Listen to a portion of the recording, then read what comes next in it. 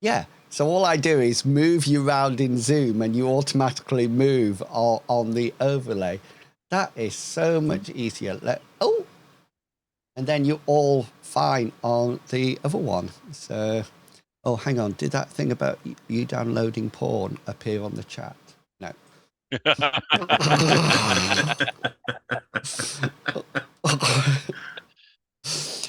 Don't worry.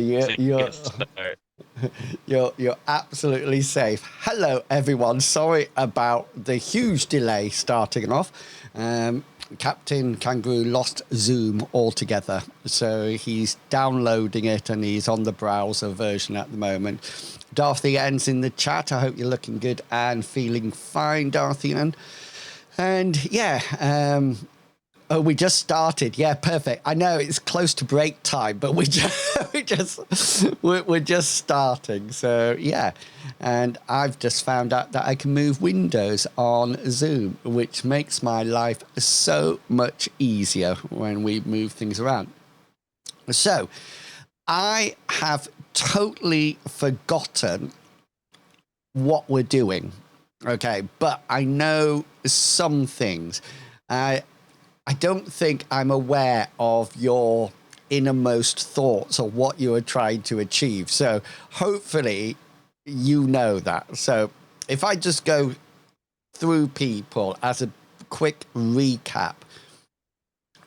Cyrus, you animated fire and made something catch on fire down in the docks.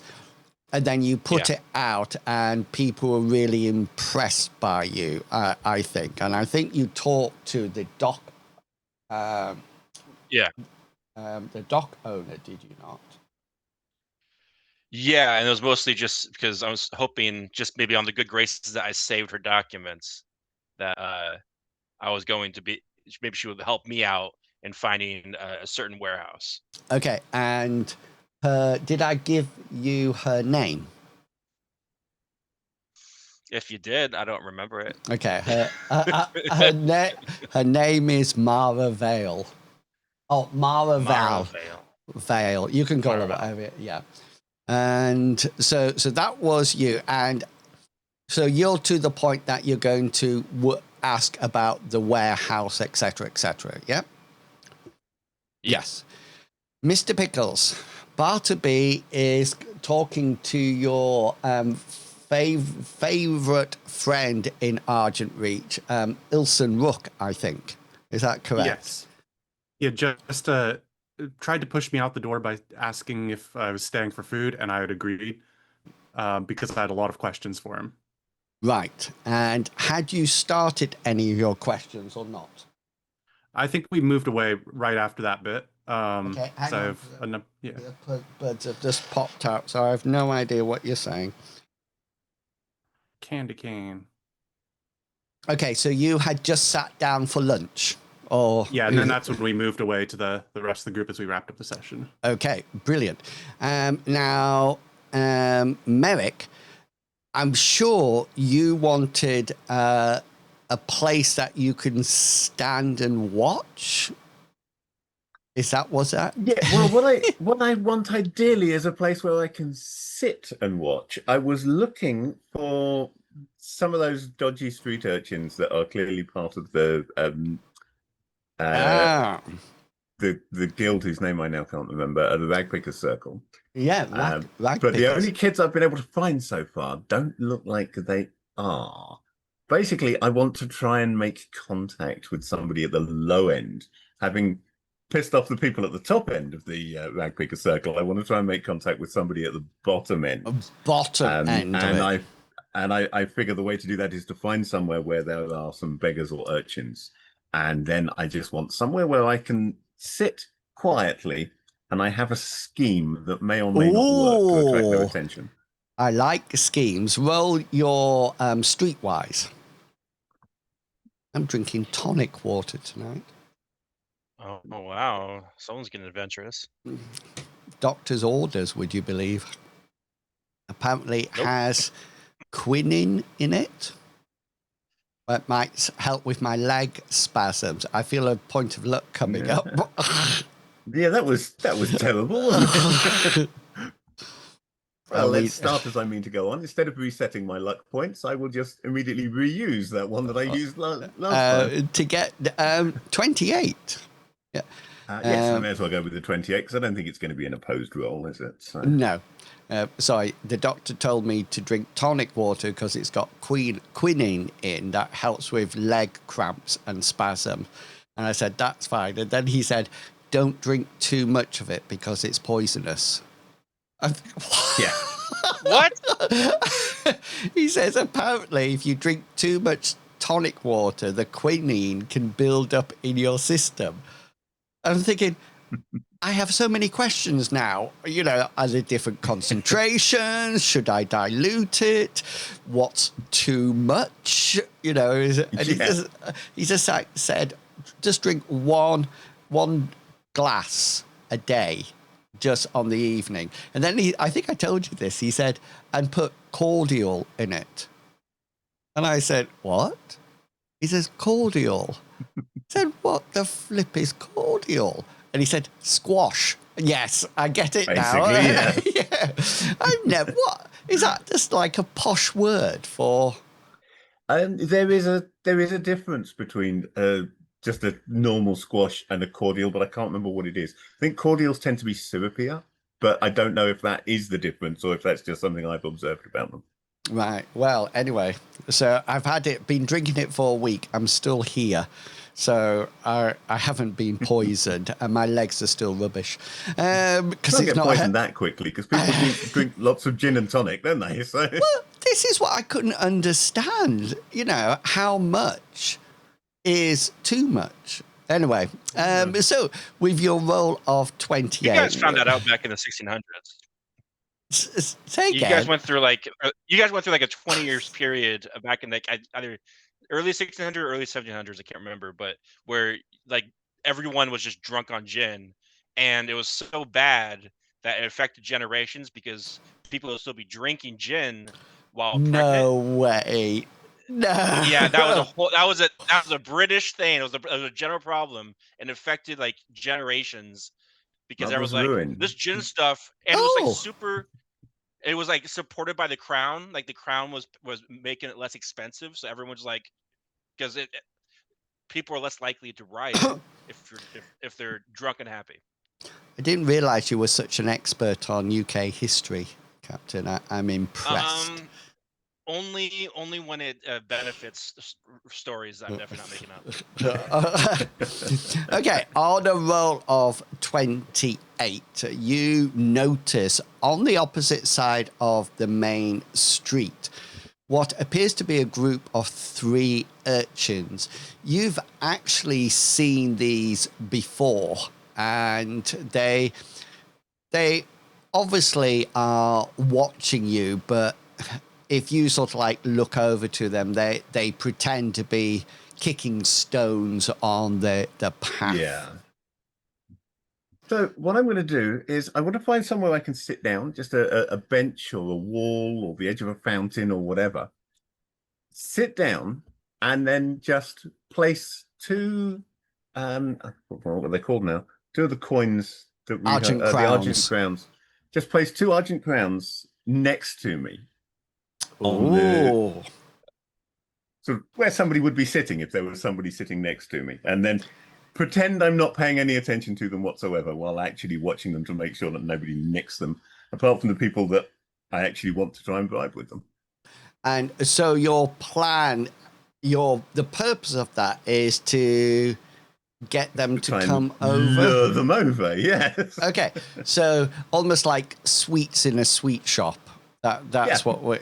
Yeah. I'm a strange man with a van and some sweets. It's just I'm doing it in medieval terms.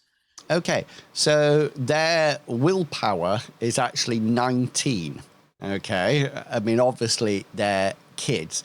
If they fail their willpower roll, okay, then they will be coming over.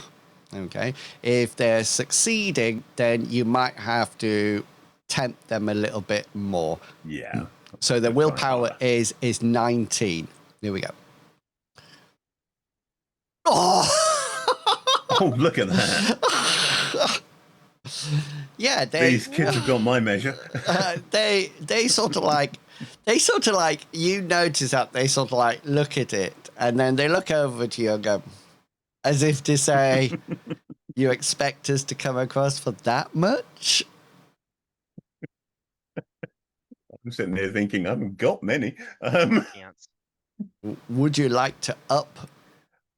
Yes, under the circumstances.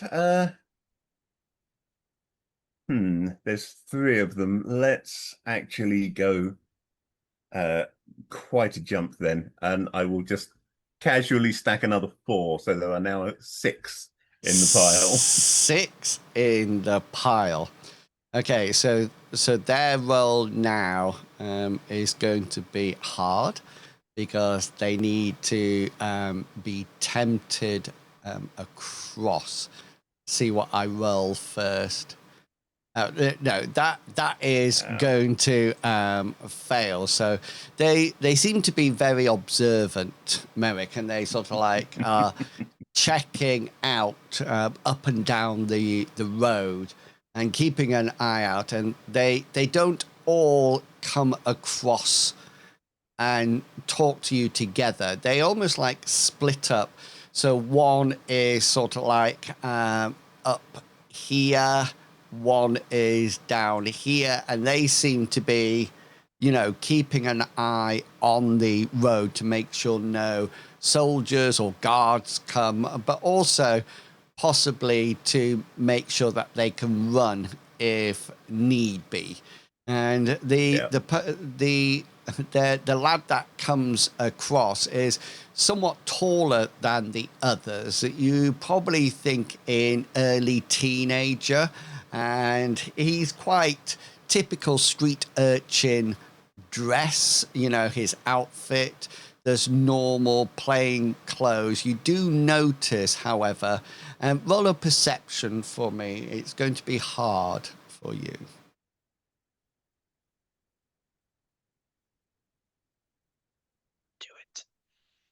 Do it. Oh no. Oh, for the love of it. Yeah. Okay, that's not so good.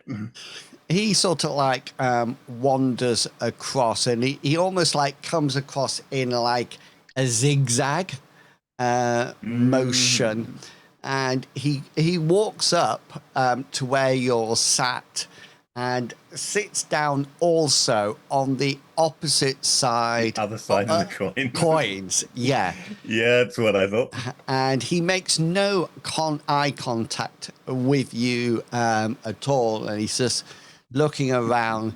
Then you suddenly notice his hand comes across and just cups it over the coins. So at this point, I'm going to try and grab his wrist. Okay then, you can grab his wrist. Just make an unarmed combat, not for damage, but just to see whether or not. Unfortunately, not good at unarmed combat, but I will roll it. Oh! However, I'm good enough for that. And you, he sort of like moves across and cups it over, and you grab his hand, his wrist probably, just at the end of his the cuff of his shirt, and just as you grab it, he sort of like turns to you, and he sort of like says, "Oh, you mister."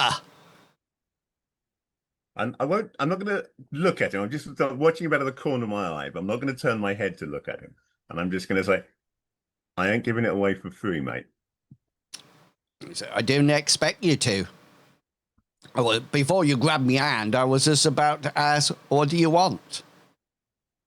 Well, at this point, I will let go of his hand. Okay.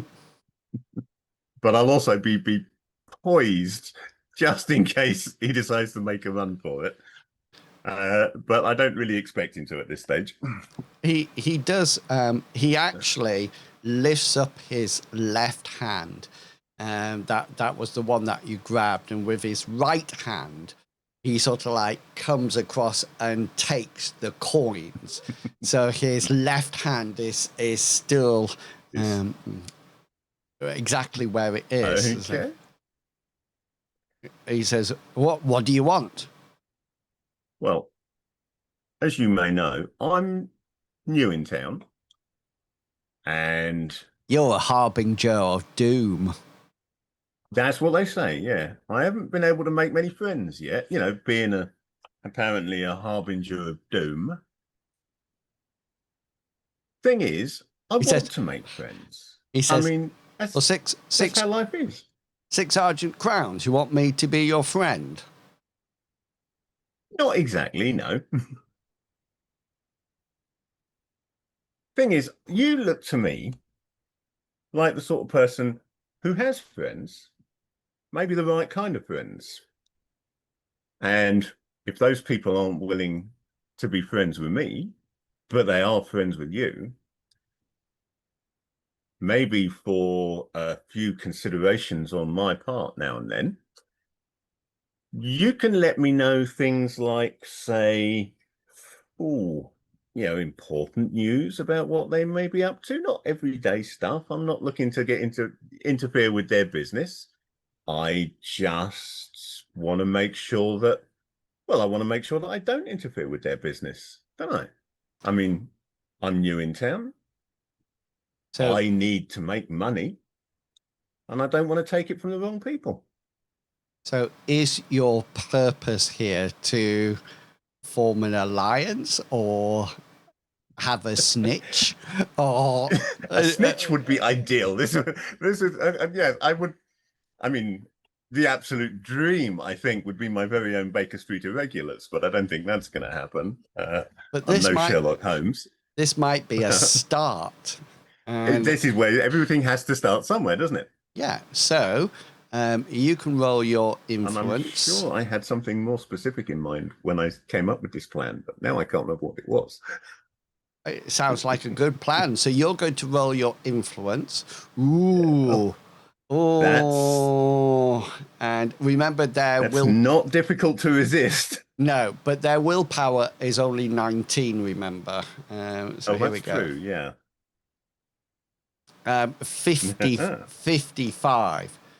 So he sort of like looks up and down the road and he says, "I am prepared to make a few extra crowns on the side, but you get nothing that is meant to be a secret." What I don't want anything that is going to harm your friends. He says, I'm not looking to hurt anybody. I'm not looking to interfere with anybody's business. I'm looking to fit in. Now, I may have made some missteps so far in fitting in. And the whole Harbinger of Doom thing really isn't helping. But there is, at this point, I will actually turn and look at him. There is, unfortunately, doom on the way. I'm not bringing it, but it is coming. he says, "Let's get some things straight." He says, "I work for Old Cellar. That's not changing. That's not changing. However, I'm prepared to answer questions or take you places or, general things like that. But if you ask me to double cross or cheat Old Cellar, then the deal's off." I'm not interested in that. Double crosses, they're a dangerous thing. Once you start trying to implement double crosses, that number keeps going up. A double becomes a triple, becomes a quadruple, and the next thing you know, you don't know who you can trust, who you can't trust. He says, So no, I'm not interested in double crosses. Old Cellar doesn't rule us with a iron rod. She encourages us to be entrepreneurs. He says, make an extra. That's what I could do, what I need. Yeah, make an extra crown now and again. He says, do Is this, he looks around, he says, is this going to be the meeting place then? Well, like I said, I'm new in town. Do you know anywhere better? Let's say here. If you want to get Yes, in fine with touch, me. if you want to get in touch with me, let's draw a cross on the wall there. And he points to the wall that you've both got your backs to. Low down. Okay. You know, low down, near the low down. seat. He says, well, as soon as I see it, I'll come and see if you're around. Lovely. There is one thing I'm going to ask you about right now. And if you don't want to answer, that's entirely up to you.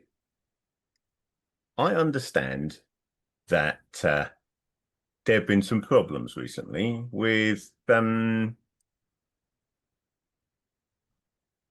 some things haven't been secured as well as perhaps they should be, and they might have been misplaced. And I gather that there is an interest in figuring out where they went and who took them. So, since I want to make friends, I figure if I can do a favor, maybe that'll help. So if there's anything you can tell me that might help me look into the situation, that'd be appreciated.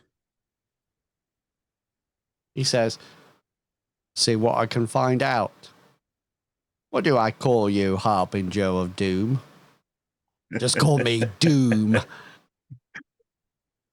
Well, I mean, if you really want, you can call me Harbinger, but the name's Merrick. Merrick. Got ya. That's right. He says, I'll see you later. I hope so. I hope so. And he stands up, and you notice that the crowns get discreetly put into his yeah, and he sort of like nods his head and touches his cap that he's wearing, and he does a strange whistle, and the two others come back to join him, and he crosses over the street, and you sort of like follow him across. Then all of a sudden, somebody blocks your eyesight of him for a while. And he does that movie thing where a car goes past and he's suddenly not there. Yes. Yeah, and he's suddenly not there at all.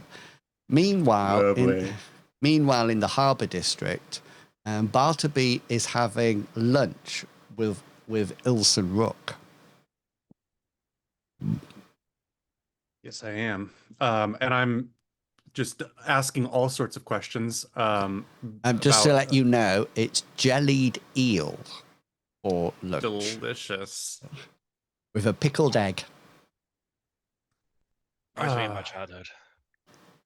And a slab of cheese and a bit of soda bread. Okay, The cheese saved it at the end. obviously still has some fungus still on it, right? I'll tell him that once he. It's like that. What's worse than finding a worm in your apple? Finding half a worm. So he had told me about a lady named Seeping Sue, I want to say. Well, that's what my notes say. Ooh. And I was wanting to, I think he said that she was an influential member of the Ragpickers. And so I was hoping to pick his brain to figure out, like, what is the history? Is she an actual leader or just an influential member? How did the Ragpickers come to power? Because he seemed to have a very distasteful opinion of them. And so I wanted to know more of what he knows. Wasn't Seeping Sue the one that Merrick tried to befriend? Or, well, wasn't Seeping Sue the person who befriended Captain? That's the one I annoyed, wasn't it? Yeah. Yes, that's the one. Because I remember thinking of a name and trying to think of like a whore and a prostitute and what they might be carrying, and I thought Seeping Sue was a really good description. Yeah, okay then. So backtrack. What would you like to know first? If the Ragpickers are so bad, how did they come to power? Okay then. So you need to roll. You have a choice. You can either roll your influence or you can roll your deceit. However you want to play it. You can't roll your oratory because you're not publicly giving a speech on this. You're just quietly discussing. So if you want to lie about why you want to know, then it'll be deceit. If you don't want to lie, you just want to go for it, then it'll be influence. I'm going to go with influence because I'm very honest with Ilsenrook. And I would like to add something to this meal to hopefully assist my general influence. A candle. Well, that gives me a new idea. No, last time I was at the Merchants District, you let me get a number of items. I was going to offer, well, I have wine, but that seems a little romantic to offer right now. Yeah. So I'm going to offer some of my loaf of bread to go with this to boost our bread numbers here in case it's better than the soda bread. Yeah, I'm going to be honest with him, straightforward. And I'm going to use a point of luck. Are you sure? Because that will make a 9. Which will not be a critical, and it will be a very easy roll for me to beat. Well, however, saying that, I didn't beat a 9 with Merrick. Yeah, I'm a gambler, so I'm going to re-roll. Pow! Yeah. Okay, start the conversation. Well, I mean, if you've told me that the Ragpickers are these bad criminals, that they're always causing crimes, but that they weren't stealing from your warehouses, like, how did they come to power in this town if they don't do anything good? Mr. Bartleby, they will not steal from me because I am Ilsen Rook. And they know that if they steal from me, they will be in a tremendous amount of trouble. Power, you ask? They have no power here. They are urchins, runaways, people that really, live in quite the lower areas of town. Would you believe I have even heard that they live in the sewers? I mean, would you believe it? Based on my lore of Lower Lindo, yeah, I'd believe it. So yeah, I get the feeling he's not gonna. He's got a very strong opinion. So it's mostly just you don't see them as a threat or anything then? A threat? Good grief, the majority of them, Mr. Bartleby, are simple children. And I use simple in the education and intellect version of the word. I did have a strange child harassing me when I was cleaning a shrine recently. Exactly. They harass, they pickpocket, they are low and, well, they lack meaning and motivation. Really, you should not bother yourself with these, shall we say, unworthy children. Right. So you had mentioned Seeping Sue. Is she like a leader to them or just like an influential member? Oh, no. She's a common garden, well, I do not want to offend your ears, Mr. Bartleby, so I will use the term prostitute. She is a lady of the night. Well, quite frankly, she will approach anyone and give her full body to anybody who has the required amount of crowns. Gotcha. I thought she was more of a leader for their group, I guess. Do the Ragpickers even have a leader, or is it just a bunch of kids? Well, if you would like to, listen to the rumors, apparently they have a mother. That's what they tend to call her, apparently. I've heard some of them comment, oh, you wait till mother finds out. She does have another name. They often call her Old Cellar. But, I mean, really and truly, who could be a mother to all that crew?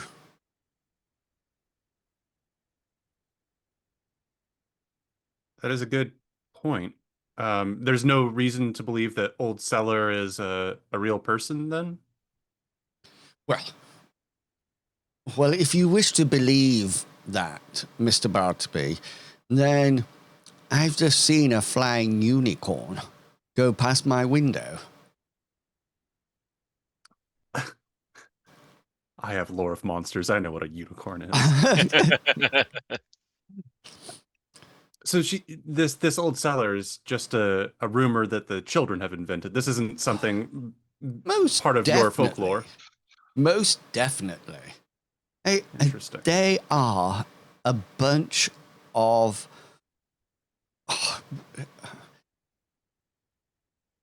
There is no reason you should be involved with them, Mr. Bartleby.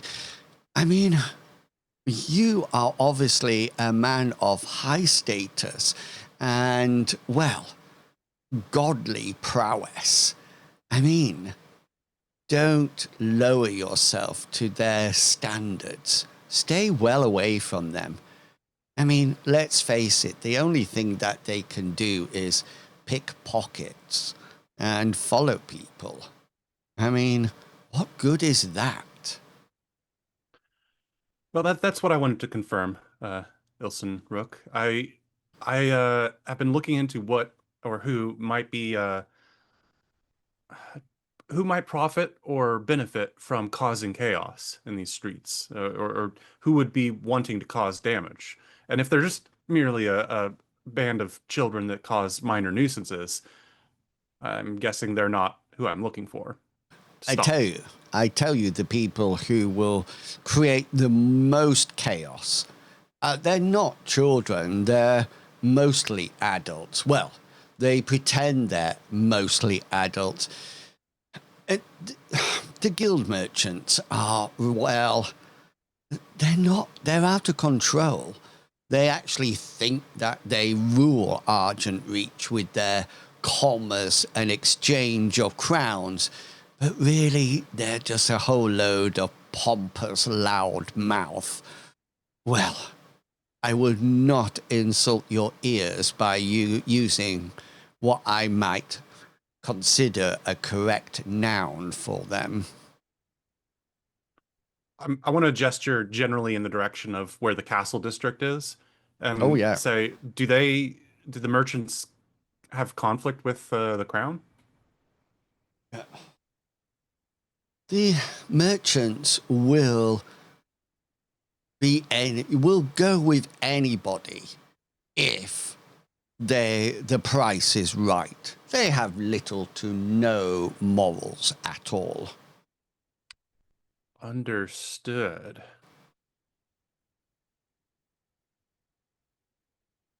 Interesting. This has been very enlightening, Ilson Rook, and I feel that I may have overstayed my welcome, but I genuinely appreciate all of the confirmations you've given me here today. I should probably be joining up with my friends. Of course, if there's anything you need me to do, And as you stand up, he sort of like tries to stand up as well. And thank you, Mr. Bartleby, for the bread. Well, quite a thoughtful addition to our meal, even though we already had bread. Did you have Did you have questions about a warehouse? Yeah, I believe we had already talked about that. Feels like weeks ago, but it's just been a long. You had told me, right, that there was no break-ins that you were aware of. Yes, 100%.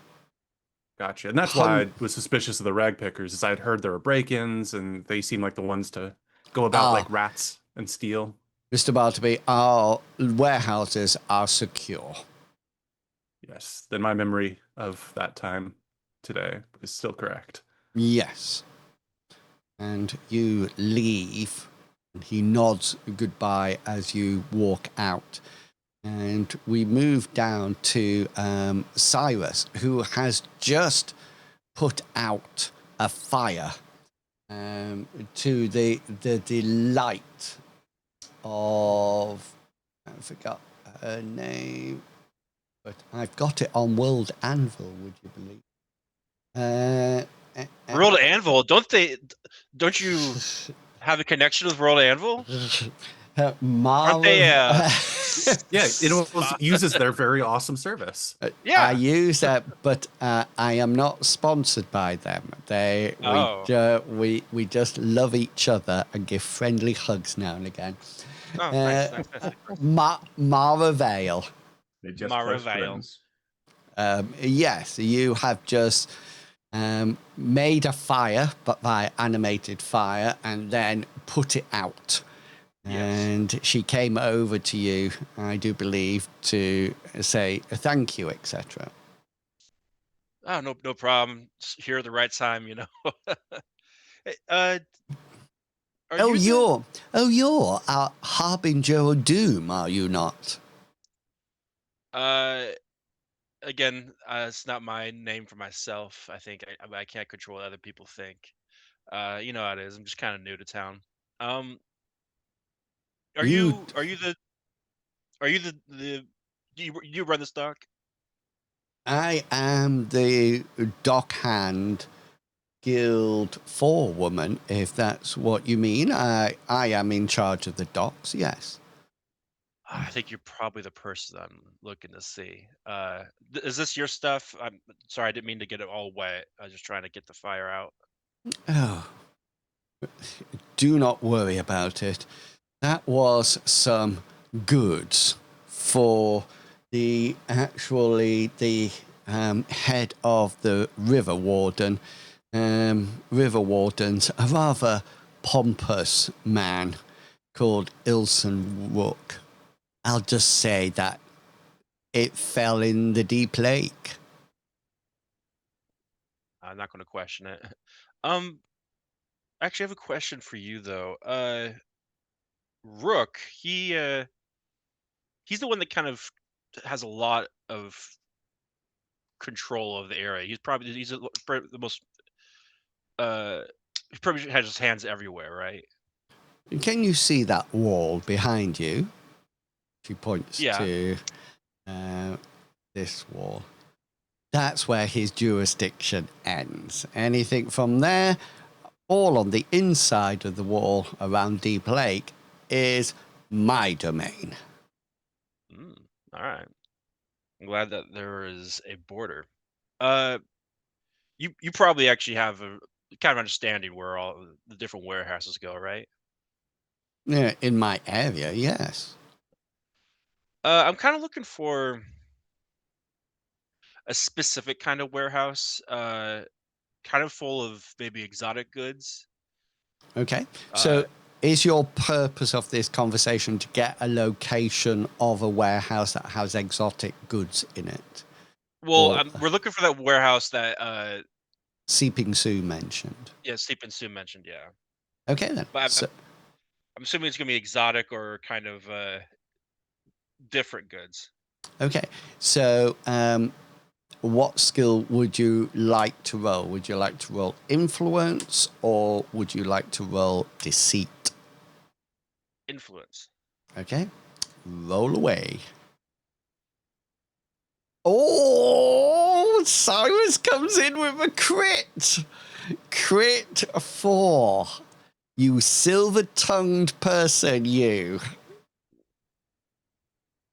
I'm just looking for some stuff that might have kind of gone under the radar, essentially. She says, she's obviously impressed with your silvery tongue and says, do you know there is a warehouse that I've been quite suspicious about?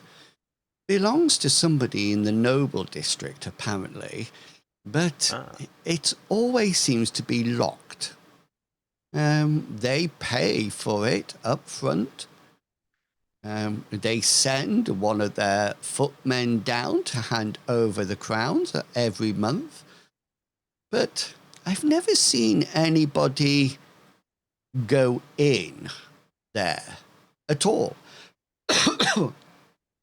I just leave it. I mean, I get the money. What else does one need? She gestures. You're just doing your job. She gestures over to this building here. All right. I'm gonna kind of offer to grab her hand and have 3 crowns I'm gonna place in her hand. Like, I'm hoping we can maintain a relationship like this a little longer. What sort of relationship were you thinking of? I'm just seeing what happens. But mostly it's right now it's professional. It's just information. We're just offering information. Thank you. I appreciate it. Is there anything else I can do for you, Mr. Cyrus? I think you've been plenty of help. Thank you, Maravel. Yeah, what would you like to do? I'm gonna kind of walk around, try to get out of sight, and I'm going to, I'm gonna go in as a seagull. I'm gonna turn into a seagull, and I'm gonna fly to see if I could find an entry point into the warehouse and kind of look around. Okay, so the only thing that you can probably do it without any shaping, because your power, your time will be your power in minutes, which is probably plenty for you to do. So yeah, roll your invocation. Invocation time. Nice. Yeah. So you go out of the way and you look around, you take your glasses off and you spin round and round and round, and you slowly turn. That's what Wonder Woman used to do, if everybody remembers Wonder Woman. But you turn into one of those annoying seagulls off Finding Nemo. Mine. That you make that noise as mine. as you take to fly. Okay, give me a perception check. Does it increase at all by my bird eyes? You can see more detail with your bird's eyes. Oh yeah. Yeah. Oh yeah. Okay, so the first thing that you notice is that the warehouse is actually chained from the outside. It seems to have some doors that probably pull apart, like giant sliding doors, and they're together, and there's a tight chain wrapped around it with quite a hefty padlock on it. You have a fly around, and there seems to be no windows as such in this building, but you do find quite a small opening up near the top, just under the eaves of the roof. Would you like to... You'll have to hop on something and then go inside if you wish. Yeah, I'll cautiously do that. Okay, so you hop on and it's quite dark inside, but there's a small piece of light coming in, and the first thing as a seagull you instantly notice is the echoey sound of the warehouse. And it doesn't take you very long to notice that apart from maybe 4 or 5 crates that are dotted around the floor, the whole warehouse seems to be empty. Just about 3 or 4 crates. They look like they're closed. They're not open or anything like that.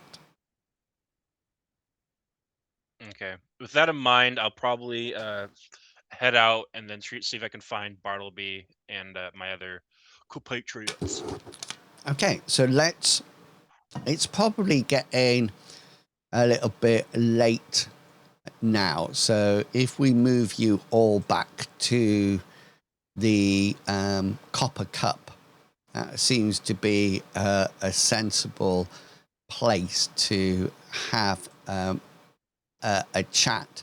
You've got enough crowns to purchase some of the stew for the night. It's a fish stew, complete with fish heads. Sort of like floating around it. It looks like there's the fish eye just gushes in my mouth. Oh, yeah, the fish eye, you do notice other patrons sort of like sucking the eyes out of the fish head. It seems to be somewhat of a delicacy here. Sounds more like an indelicacy. But you're all there. There's plenty of noise in the cup. So you're free to talk and exchange ideas. Nice. I don't know about you guys, but I kind of hit a wall. I don't think the Ragpickers are our enemy. No, but I'm definitely not. I'm wondering if maybe we should try going to the castle, perhaps tomorrow, and see if there's anything up top, any suspicions. Ilson Rook seems to believe that the merchants might be the ones most likely to have a hand in this. And I was thinking, Merrick, of when you described those crates, that seems like a merchant thing to have, is crates. But did you guys find anything? Do you have any better ideas than going to the Crown? Oh, what about crates? What are you guys The talking about? monsters up in the woods had crates. Oh. They busted it open. They did. Interesting. Somebody in this town is helping them. And so we're trying to figure out who is helping them so we can stop them. Somebody's helping them. It's not necessarily coming from this town. It could be coming from outside somewhere. We don't know the area well enough to know whether there's anybody else. Let me pull out my little map, because I'm pretty sure we're the only ones in this valley, right? Yeah, hang on. Yeah, but we was heading up towards the edge of the valley when we found that. So it could be something coming in through the mountains. On the other hand, we've been in those mountains and we know how tough it is up there. So I wouldn't want to bring crates full of weapons through that. Like that's what I was thinking. I mean, I know that there's those little villages or neighborhoods to the south of us, but like there's nothing up there and nobody's getting through those mountains. Somebody in this valley has to be helping and providing benefit so that these monsters can come after us. So I did some digging around. Went to the dock area and found out that there's kind of a conspicuous warehouse. Not a lot in it, but I was told by the dock hand that person kind of runs the dock that a lot of weird stuff's going in and out of that dock that she seems herself to be suspicious of. So maybe something we can look at it. I looked inside. There's only found a few crates, but nothing that seemed too. Are you still out in of the seagull ordinary. form, by the way? Or did you change back? We'll start calling you Jonathan. Yeah, no, I fly in and I'd leave a big plop of white all in their soup. No, I'm not in physical form. I'll be out by now. Nice. I like to imagine we've been talking to a bird for like a half hour, and then you fly in and turn back to your form, and we just look at the bird. I think, oh, yeah. What? And who are you? What? Well, sounds like we may have identified the warehouse that the Ragpickers were having trouble with anyway, so that's something. Yeah. So any other directions besides go to the crown, see what they believe the biggest threat is? We could go to investigate the merchants more. I don't know how much that'll help because they're not going to just confess, but we could ask them who they know to be owning that warehouse. I mean, once we know who owns the warehouse, then we could talk to them personally. Well, I'm pretty certain it's the Ragpickers. Did I ever give you... We've got a suspicious warehouse, and the Ragpickers have got a warehouse that things are going missing from. Seems like a coincidence if it's not. Yeah. Did I give you... Go ahead, Inmos. Did I give you the name of the person who lives in the castle district? Or not? I'll just give it to you again, or for the first time. His name is Captain. He's not referred to as a mayor or a king.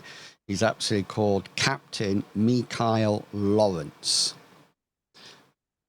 It seems to be based on a military sort of like hierarchy. So he's not called a king at all. He is a captain. That is in line with what we know about the city's history, that it had that strict code of keeping things safe and that it's decayed over time. Just like this fish head. Yeah. So, what should we do? We can go see it, but honestly, I don't know if they want to see the Harbingers of Doom at the castle, but, you know. Maybe they would be too afraid not to meet with us. Maybe. Do you guys want to check out this warehouse or no? Well, I mean, we know the warehouse, but we don't know who necessarily is owning it or processing it. We could be the Ragpickers. If we go break in, we're just going to get in trouble, and people are going to call us the criminal Harbingers of Doom. So unless you think you can sneak in, heroic Harbingers of Doom. Exactly. That's what we're going for. They're only going to think that if they catch us breaking in. Yeah. Well, what do you hope to find? Like, Cyrus, you said there were a few crates in there. You didn't like look inside them at all. Like, what do we expect to find there breaking in to open them? Clues. Well, I don't much care about what's in the crates, to be honest. Okay, if you guys want to break in, maybe I could go to the Noble District and start talking, trying to figure out who might know something, who might. How this? We'll go with you this time, Bartleby. Splitting up I think I'd rather visit the warehouse at night anyway. Yeah. Yeah, and it's getting... It's a suitable time. Yeah, I for breaking thought it was kind of like places. night right now. It is. It's about 11 o'clock. The copper cup is sort of like slowly emptying. And you seem to be the only people in it at the moment. Merrick, can you roll for me a perception check? Right.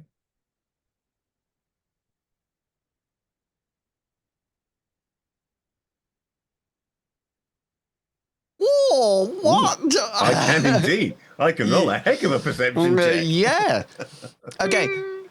So you actually, from where you're sitting, you notice somebody pass the window Okay, and you immediately recognize who it is from the hat, and it's your snitch, your informant that you befriended earlier, and you see him passing the window. He seems to be in a hurry, and he just sort of like bursts into the empty tavern and quickly scans around, and Mix is sort of like doing some cleaning up and looks a bit strange, but he scans around and comes up to you, Merrick, straight away, and he sort of like comes up and he just almost like grabs your arm,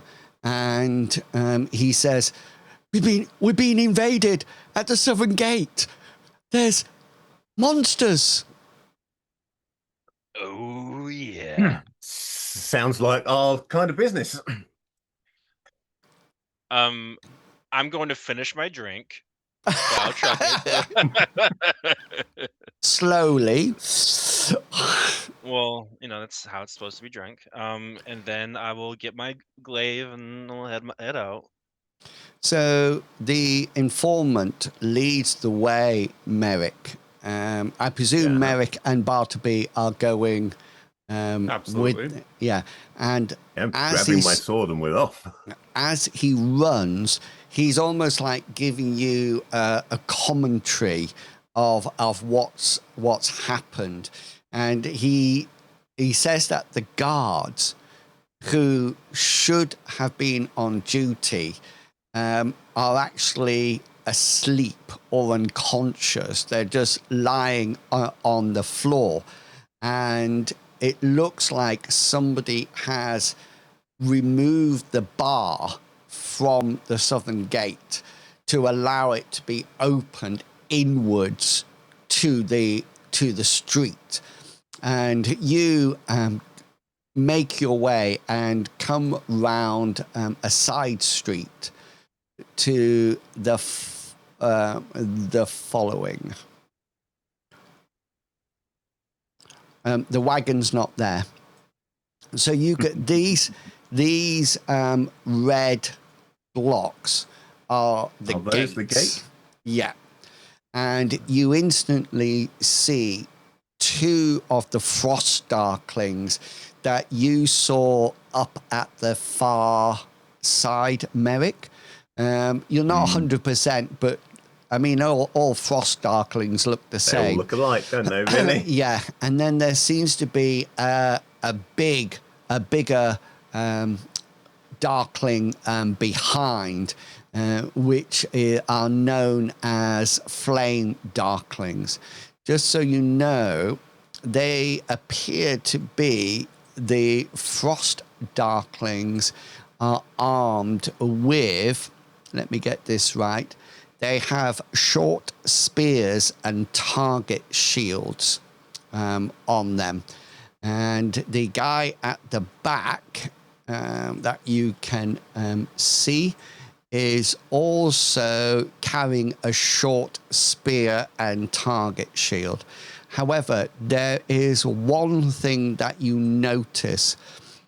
These frost darklings, you notice as you come round the corner that the ground that they're standing on and a bit of the wood is almost like iced up, a bit like almost like a heavy frost.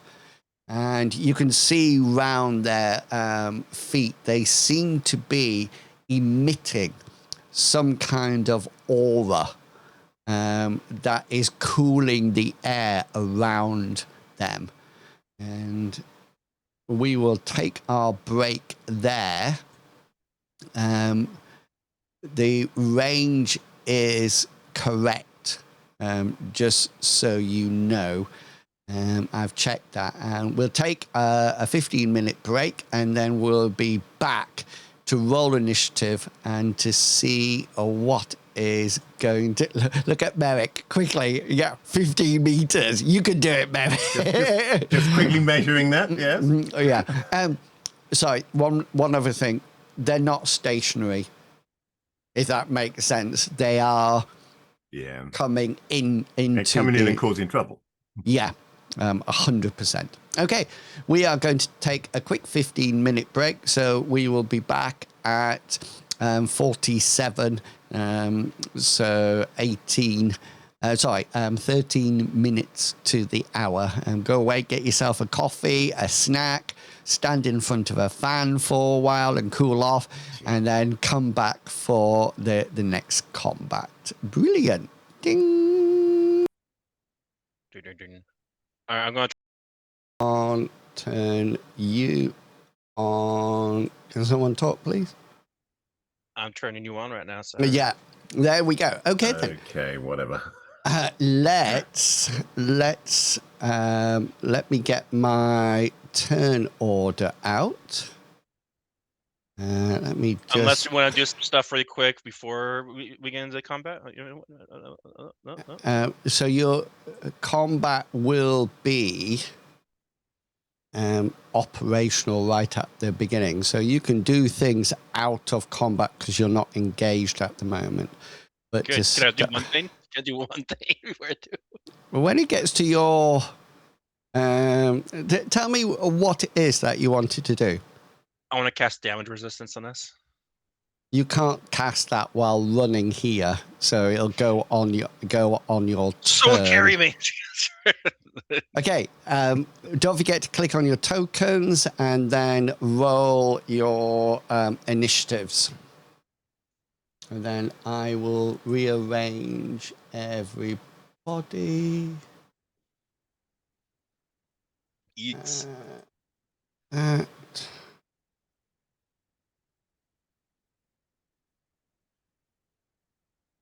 And just hang on 1 second.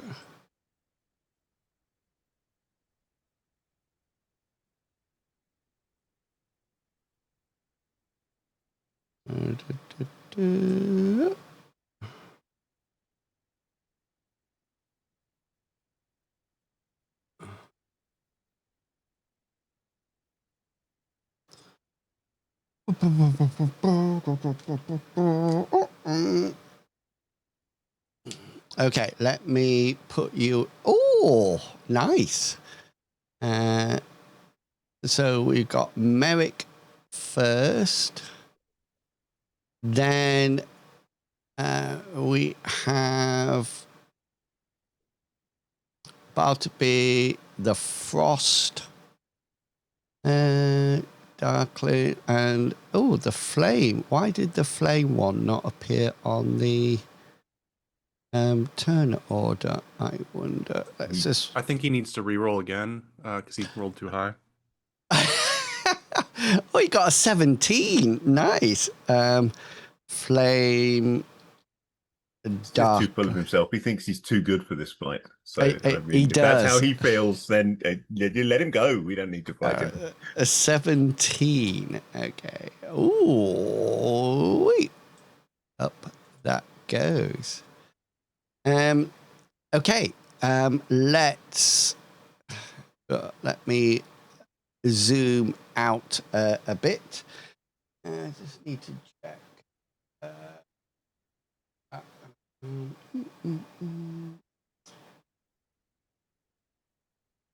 Okay, Merrick, you are up and ready to go. What would you like to do? You can remember you can move and engage. That's not a problem. Yeah. I don't really want to go rushing in. That seems silly. Oh. However, what I do want to do is attract their attention. I want them to be coming at me. Okay. So I think a reasonable plan might be to move ahead and into the middle of the street, sort of something like that. Yeah. Ready my sword, obviously. Nice. And the the plan is, if I can remember what it's called. I was looking this up when I saw them in the woods. Right, yes, the hope is that if I can attract their attention and outmaneuver, but obviously that wouldn't be with this action, that would be after they've got close enough that I can engage them. But the plan is to try and keep them sort of focused on me, but unable to necessarily actually attack me. Okay. And I will be yelling as I go, we need to seal the gate.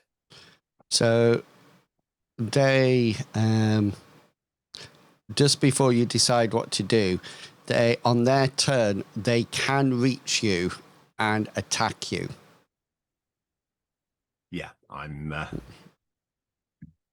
Okay, so you'll have your action points. You've used up an action point on that move, but you could use other action points to defend so against them. Yeah, I can still use reactive actions to defend when they get here, which is kind of the plan. Okay. And just hope I stay alive long enough to be able to start outmaneuvering. This flame one goes next. And he will, let me just check. His movement is 8. So he gets to there on his movement. And the next thing that I would like you to do,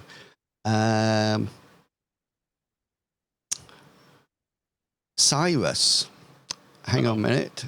Hang on a minute. Let me just get my character sheet up. It's gone behind. That's the one that I want. Move it over to that screen. Where's me? Here it goes. Oh. Okay, you need to make evade resist roll. You need to beat my critical 1. Can I use a point of luck to make you re-roll that? You can do by all means. Not. I'm gonna do that. I'm gonna do that. How many luck points do you have left now? 2. Oh, brilliant! I'll just roll the same number again. Well, then, I was going to say, I thought we had a rule where we couldn't snub any of the critical successes for in-rolls, but it looks like the rule's just in place no matter what. No matter what, you need to use an action point to resist a spell.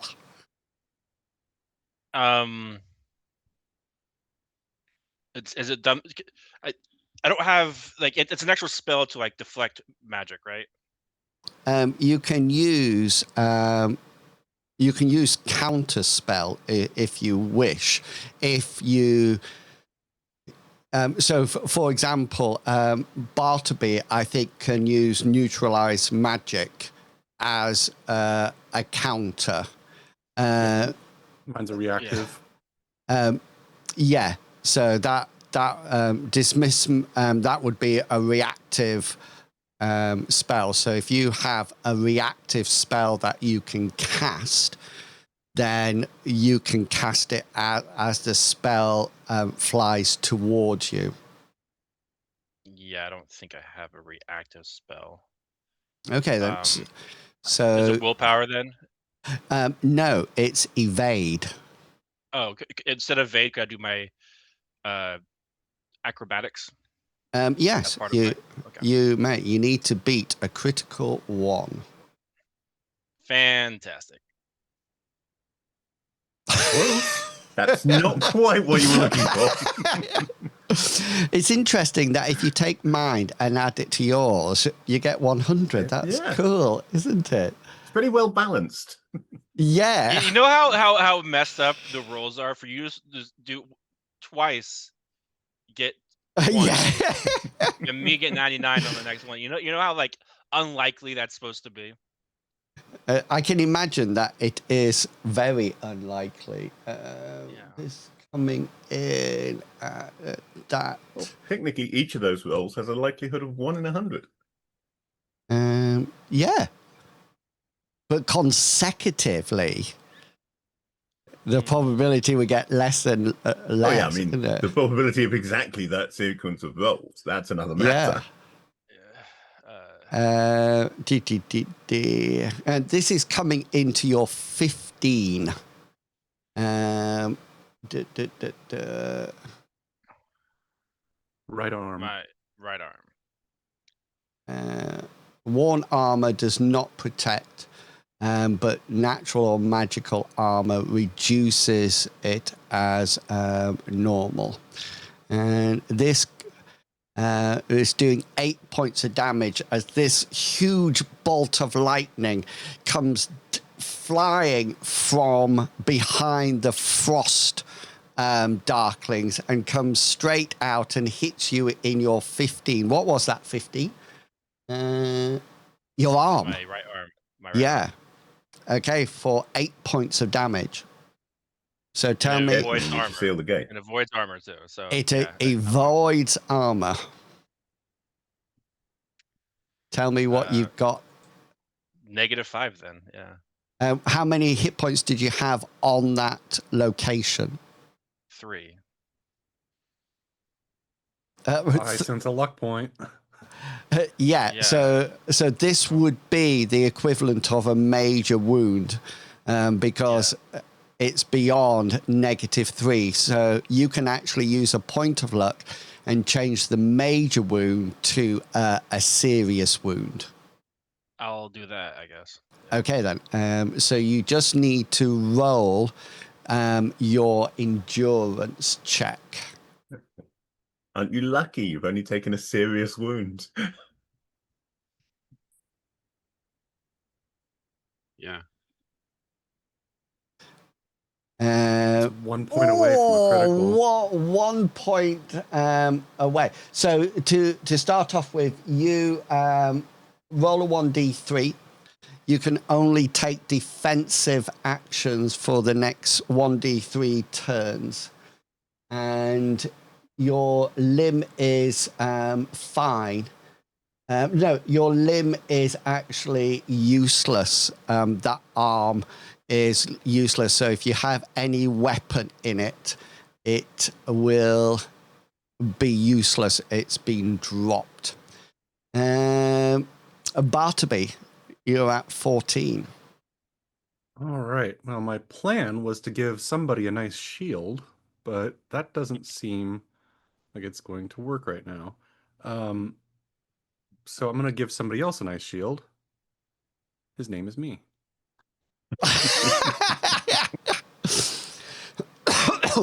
If I'm going to save people, I need to be standing. So I'm going to call upon my goddess to give me protection, make me a tank. And she says no. Oh, or yes. Let me just move this character on here. It actually has initiative of 16 there. Yeah, so that's your shield up. Frost. Oh, actually, they can only move 6, these, compared. So they're sort of like flanking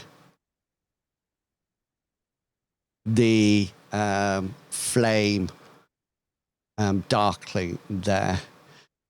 Cyrus, you're in pain with your arm. The lightning just sort of like hits it and blackens it. So like the other one, you know, as it hits. And we come back to combat round 1, turn 2. And Merrick, we are with you. Yeah, so if I were just like to step forward to there, That Could won't I be be your. considered to be engaging all three of them, or Oh, yeah, I'm quite would it happy. only be the one in the middle? No, well, Because I'm what quite. I'd like to do is to try out maneuvering at this point, which Okay. is basically it's an opposed evade. I would use my Correct. action point to start evading, and then any of them that want to try and hit me need to spend an action point to oppose it. If they don't spend the action point, they automatically can't hit me. Yeah. If they do spend the action point, then it's an opposed roll against my evade skill to see whether they can. And any that I beat simply can't hit me, aren't allowed to hit me because I'm dodging around and Yeah. preventing them. So that's what I want to do, just to try and keep them occupied. So I think what would be a good idea, let's make that wagon there. So that would make, because I think without maneuvering, you need to have things that you can outmaneuver them around. Yeah, I mean, so, at a minimum, it's you've got multiple people, so you just like duck behind their friends when they're trying to swing at you and things like that. But having something like a wagon that I can use as well would also be useful. You know, duck past the wagon, roll underneath it, all that kind of cinematic stuff. Yeah, it sounds really positive. Okay, then. Let me just make sure we've got... so you roll your evade first, because then I know what I'm rolling against. This is where I now match Kangaroo's 99 on the evade roll. Oh, no! Come on, let's see what happens. Oh! A crit! I say, a critical evade. That's a good start. Okay, then. Let me... so they're all going to just have one action point left now. Because they use their first action point to move, and this will be their second action point to come round. So this is the... these are the frost ones. So that one can't hit you. That one can't hit you. So they can't hit you at the present moment in time. And then we've got the flame one. Which does succeed, but it's an opposed roll, which means your crit is still higher. Yeah. Yeah. And that applies for the remainder of the combat round. So if they've got a third action point, they can't use it to attack me. To attack you. Yeah. Nice. Yeah, lovely. So the flame. So how I see this outmaneuvering is they're actually still trying to hit you, but you're ducking underground and under the wagon or jumping over the top. So they actually are they're not the sort of like thinking, well, I can't use it, so I'll go off and attack somebody else. So they are in combat, but you're, just as the flame darkling goes to try to hit you, slide underneath the wagon and come up on the other side. Using all that fancy footwork that he learned in fencing school that he never gets an opportunity to use. Yeah, superb. And then somebody is going to have... How many action... So on his turn, Bartleby... the dark sorcerer, this lightning bolt goes firing out, hits Cyrus's arm and knocks him somewhat back, and the dark sorcerer brings it back almost like a ball of lightning, and then sort of like goes like that. And Merrick, you duck underneath the wagon as this flame darkling is hit and goes straight up. And this is coming in to hit you, Mr. Bartleby. 80. It will hit you. What would you like to do?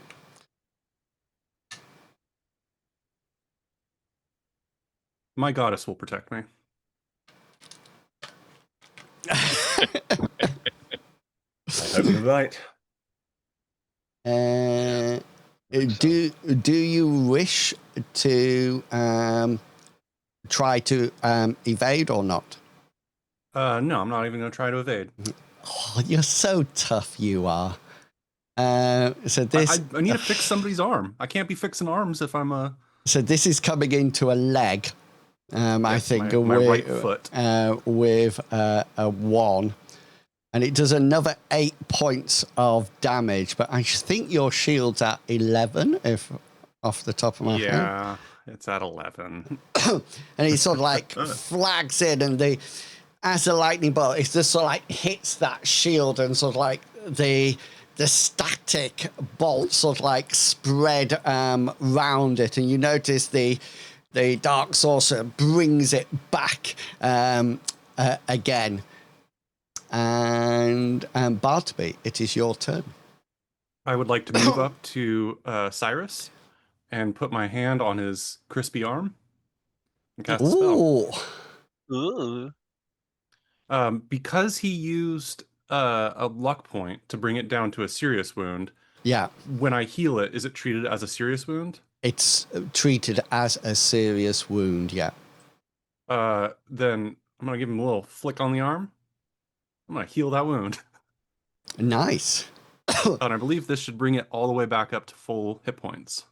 I think it does. Yeah. Back to its full number of hit points. But it does not recover any arm hair that has been sizzled off. No. The tattoo will remain. So your arm is now absolutely fantastic, Cyrus. You feel the power of Amriel heal your blackened skin as you slowly feel your arm come back to life, and there's that flash of red mist in your eyes as you suddenly realize that you've been blackened by a fellow sorcerer.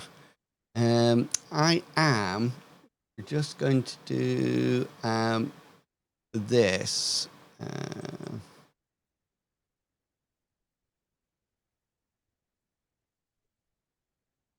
We're going to put Lionel on. He's actually got a bow, hasn't he? So I figure we'll just use him to fire arrows at Merrick.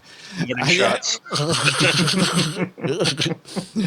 you know, just to add to the actual interactions.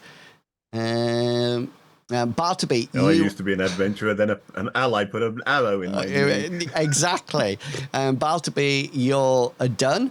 The frost darklings are trying to swipe at you, and as you vault over or slide in between their legs or whatever, Lionel fires a arrow at one of the frost darklings that are. He's quite a good shot. 84 will hit him. That one in its 3. Right leg. Yeah. And let's do some damage. He'll use Impale as his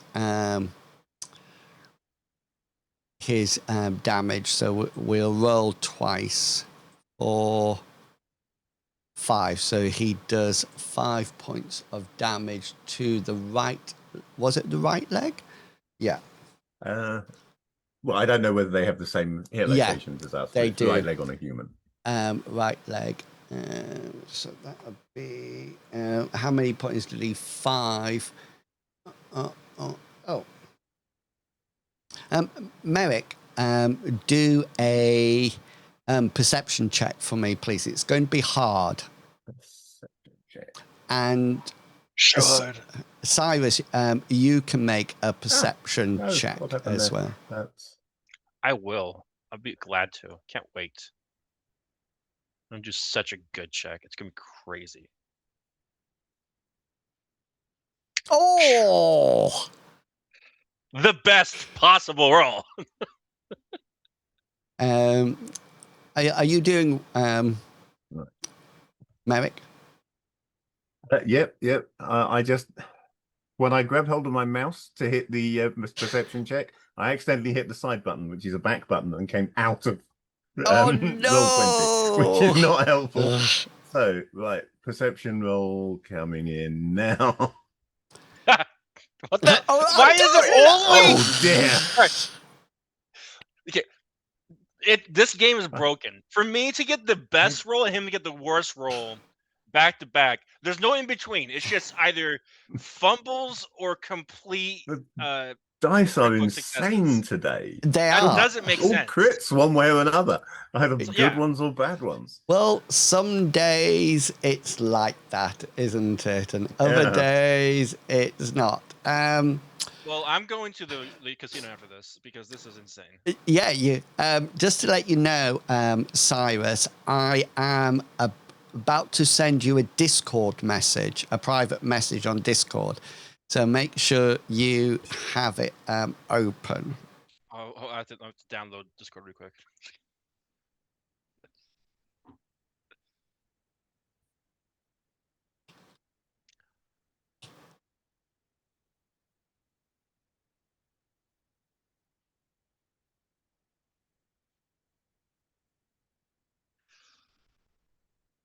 The suspense. I'm going to love. I need to see your face when I type this.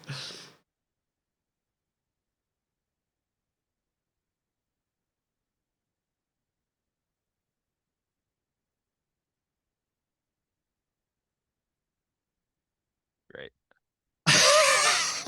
What did you say? Just great. The answer to your question, it's above average. It's above average. Cyrus, you are back in action. All right.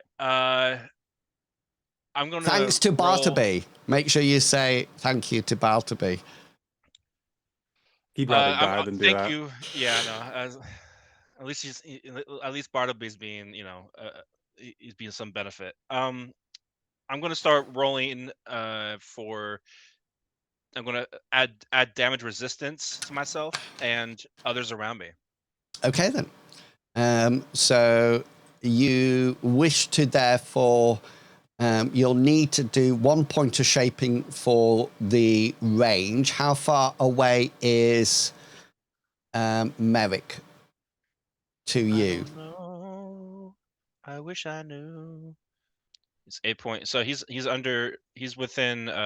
So I don't have to. I only have to do 1 shaping point for range because he's within. Good. Okay then. So you're going to have 3 targets. Yeah. Do you want to put it on Lionel as well? Yeah, sure. Why not? Yeah, It doesn't change it. So 4 targets will be 3 shaping points. You'll have to put 1 meter times your power for the range. So that'll be 4 shaping points. The duration you can probably leave as normal. Do you want to up the magnitude? Is it a shaping point per person? Is it a shaping point per person? No, it's just you do. You use 3 shaping points, and that gives you 4 targets. Got it. Yeah. Yeah. So far you are shaping the targets, the range. You can leave it like that, or you can. No, I need to go max magnitude because I'm going against a spellcaster. Okay then, but so you're putting on them, so that'll be what? So you'll have what? 3, 4. How many shaping points do you have?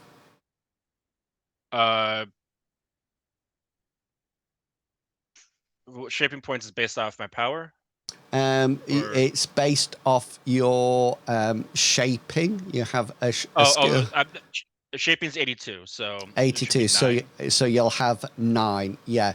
So 3 points for your 4 targets, 1 point for your range. So you'll have 5 points. So you'll be able to cast it up to magnitude 6. That's what it'll be. Okay, so you're actually changing 1, 2, 3 components. Okay, so it'll take you 1 turn plus 3 more. So that'll take you 4 turns to actually cast it. Okay, I'm gonna get behind before I cast it. I'm gonna get behind Lionel and then start casting. Okay. So we'll put you there, and you are now currently. You've done your first round, so you have 3 more to do after that, and we finish that combat turn, and we come back to top of the turn for still combat round 1, turn 3, and Merrick, you are up. Indeedy. Right. So since I've got them all unable to hit me, I can safely try and thwack that fire thing. Yeah. But okay, just before you roll, okay, are you using your above level skill to do the roll? Yes. So this is 106% skill. So I will be taking 6 off that. Yeah. So mine, and I will take 6 off mine as well. Just don't fumble it. Now, do I write just 6 in the 101% penalty or -6? If you just put -6, it'll just take the 6 off. Right. Oh, a crit 8. And that is right. Penalty prompt. That's what I need. Okay, so I'm going to roll, and I'm at -6 yet? yes, indeed. -6. Ooh, -6. Okay, he fails his roll, so you'll get 2 crits, 2 specials. Okay, 2 specials. Yeah, and I get access to the crit ones. Yeah, and you do get crit ones as well. So you can do things like max damage if you wish, which is a crit. Yes, I think maximized damage is sounding kind of good.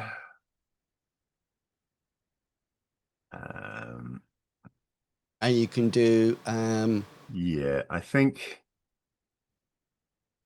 Just like to remind you that they all have shields and spears. Yeah. I'm considering choose location and maximize damage. I know it's boring going for the headshot, but it does kind of sound. I don't know actually, because even my maximum damage is not great. It might not be enough against these guys.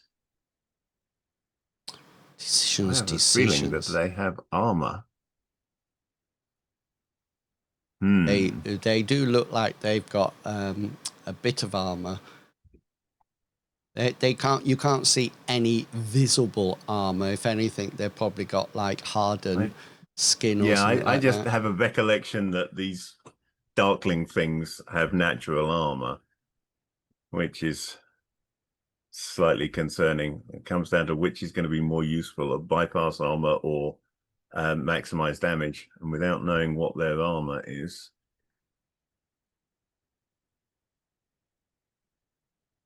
If I don't choose the location, can I do bypass armor and maximize damage? Yeah. Or can I only do 1 critical thing? No, you can use 2 critical things. Remember passive block. You can't use bypass armor to get round passive block. No, it would still be a random location, and if they're passively blocking that location, then it all falls apart. Yeah. But Well, there'll be a damage reduction compared to their shield and your weapon. yeah. Okay, I'm going to take the risk on a hit location roll then, and I am going to go with bypass armor and maximize damage. Okay, brilliant. See what I can do. D20 per hit location. Ooh, a Is 7. a 7 in its abdomen. Which That's going to be where it's passively blocking, isn't it? If it's got any sense. it's not actually passively blocking there at all. So you bypass armor, so I will take maximum damage to that area. Yeah, which is 10 points for a two-handed longsword.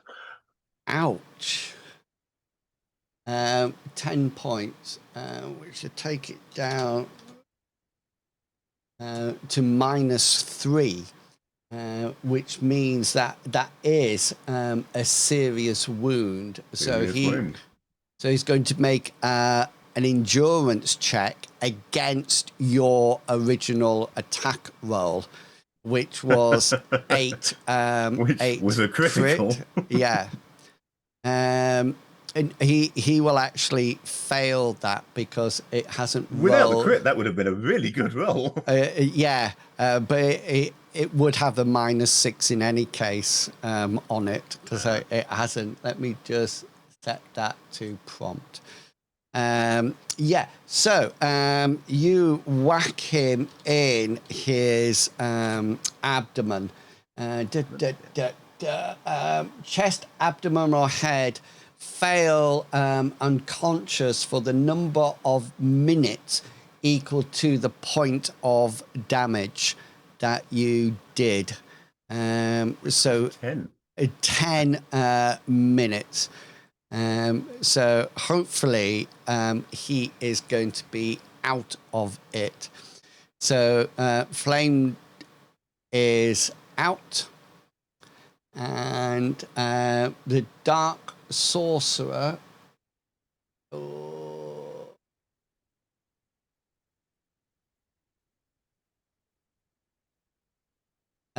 seems to not be casting how many action points, because we're in the third lot, aren't we? He doesn't seem to be casting anything at this third turn. Bartleby, you're up. I do not have 3 action points. Oh, bless you. I know. Frost Darklings are swinging madly to try to hit you. Lionel does have 3 actions. I think, yeah, he does. So he will launch. Oh, no, he's reloading. So his reload is 2. So he is on his. He's got one. Ooh, he's got one more round to do.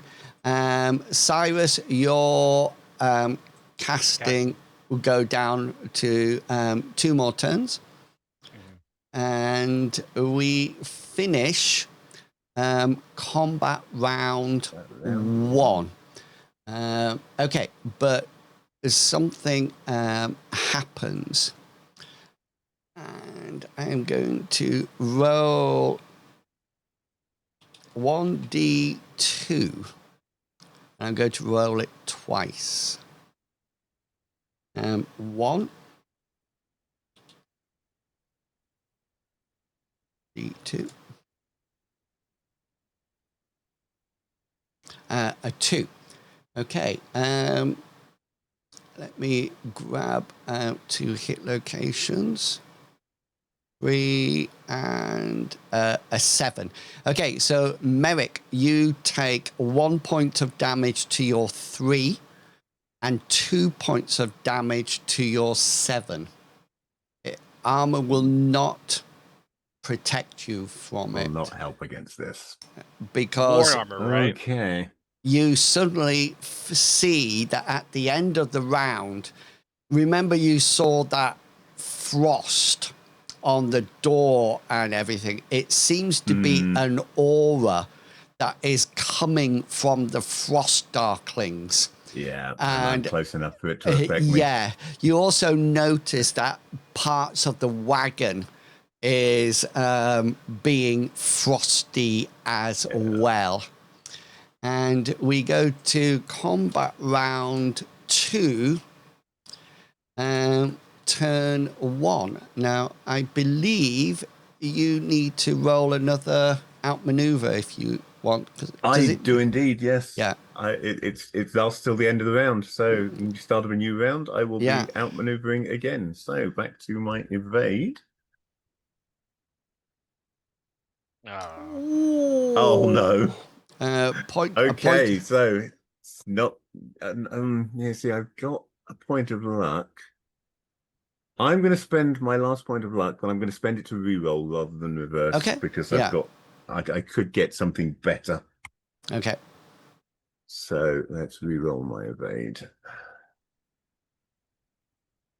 Oh, he's got something. Has he got something better? Yes, he's got a 40. It's not great, but it is better than it would have been. It is better. So the flame darkling is out of it. So I've just got my frost darklings.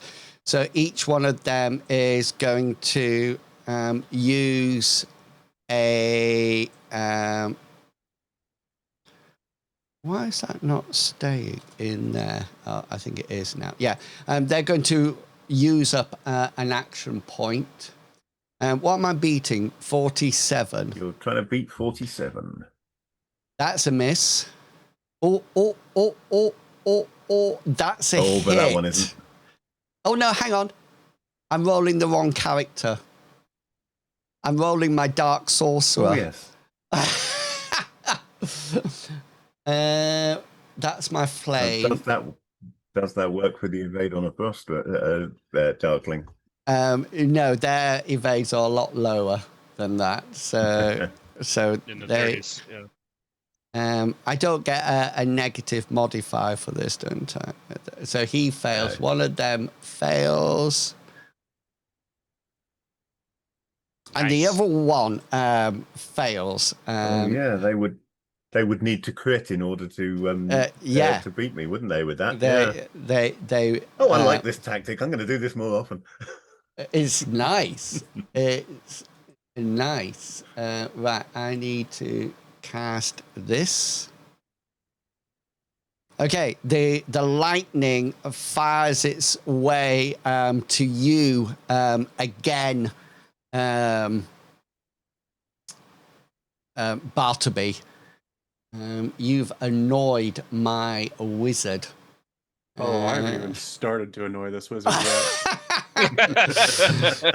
Somebody's about to get preached at. This would hit your 9, and it would do a D8 for a 4, which again it's a sort of like around you as he pulls his arm back, and you can't see under his hood, but he looks annoyed. He looks completely annoyed. And Bartleby, we're coming up to you. I am going to give him a little scolding. Ooh. In the form of, where are you? Shock. Yeah. Yep. I'm going to snap my fingers and hopefully snap his leg with shock. Okay, then. You roll first. Ooh, 95. You'll have to beat my 95 with your evade. My evade. Okay. Ooh, I fail. Just to let you know, because I've evaded, I've actually stopped my concentration on my rack spell. Because I've and so he will have to recast it. 6. What? It's just going left. 16. That is his left arm. Yeah? Yeah. What are you going to do with your left arm now for one turn? Or, yeah. Yeah. For one turn, is that? Yeah. You Yeah. do notice as what does his shock look like? I believe traditionally it's just a like shock of lightning. And that probably fits with Amriel's. It's like just sudden like a flash of light and then something goes numb. I just need to check something. It does What? make a loud noise. Is it a Thea spell or a folk magic spell? Folk prayer. Folk prayer. Let's have a look. Ooh. I just need to...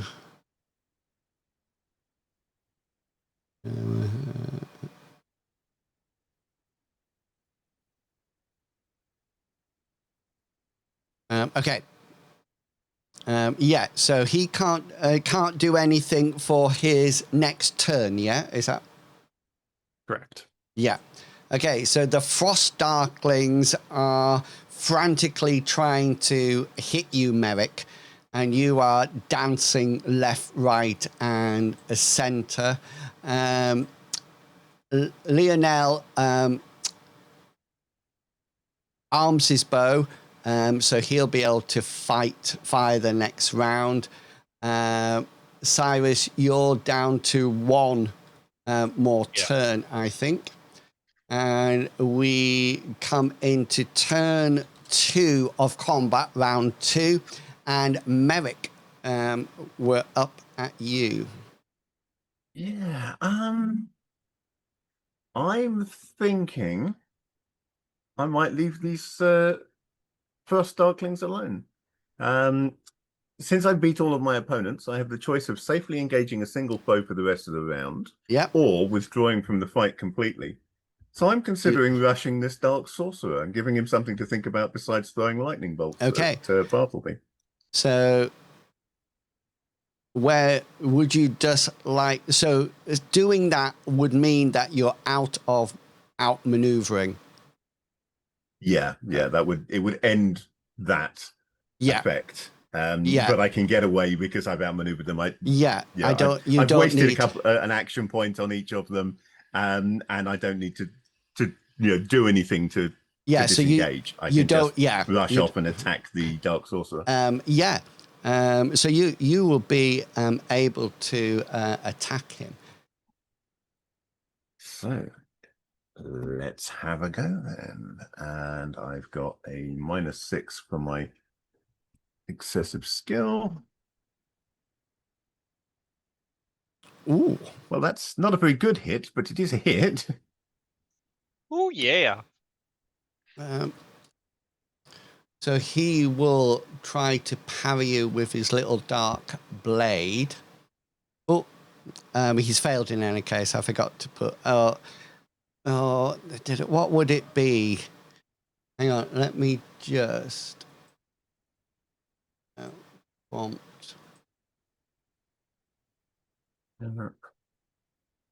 Because I think it takes it off the...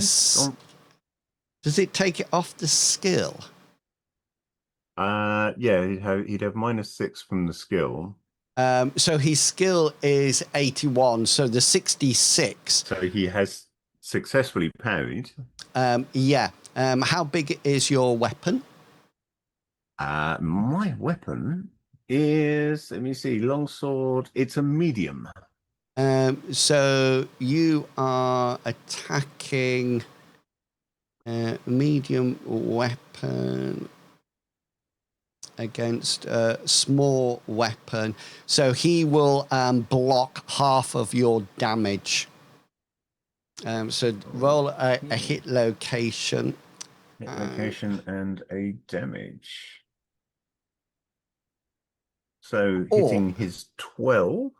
Right in the chest. for 7 points, which he will block half of. Yeah, so it'd be 4. And as you swipe in front of me, it looks like it's going to be a perfect hit. And he manages to knock it slightly out the way with his dagger. And your sword should have gone straight into his side. But as it gets close to its side, it just seems to skim off. And there's almost like a darkness pool appears in that location as you're... We're not the only ones with damage resist. Off. We are...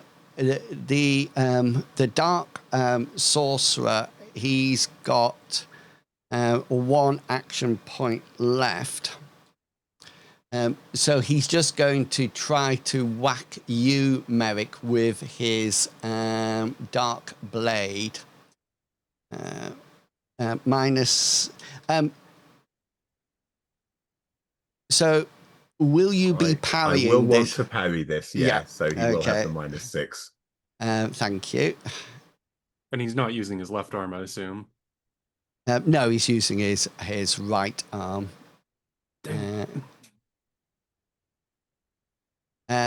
He actually hits you with an 18.